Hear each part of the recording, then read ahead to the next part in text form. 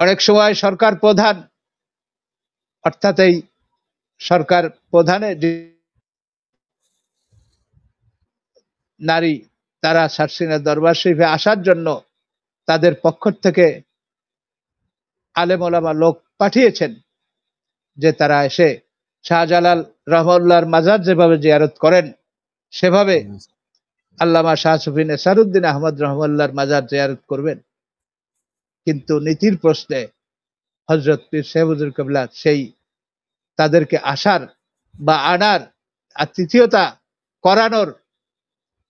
হুজুর কেবলা আগ্রহ দেখান নাই। যে কারণেই, সঙ্গত কারণেই ইসলামের স্বার্থে, মুসলমানদের স্বার্থে, নীতির স্বার্থে, আদর্শের স্বার্থে হযরত পীর সাহেব হুজুর কেবলা বিভিন্ন স্থান থেকে, পরিস্থিতি থেকে নিজেকে গোটায় নিয়েছিলেন, ঠিক আছে, কিন্তু দেশ ও জাতির ক্রান্তিকালে হযরত পীর সাহেব হুজুর কেবলা সঠিক নির্দেশনা দিতে কখনোই পিছপা হন নাই এবং কখনোই ভুল করেন নাই। আমি বিস্তারিত বর্ণনার দিকে যাব না, এতটুকুই বলবো যে হযরত পীর সাহেব হুজুর কেবলা নীতির প্রশ্নে অটল থেকে যে সিদ্ধান্তগুলো নিয়েছেন, তৎক্ষণাৎ সেটাকে একটু মনে হলেও পরবর্তী সময়ে তার সুফল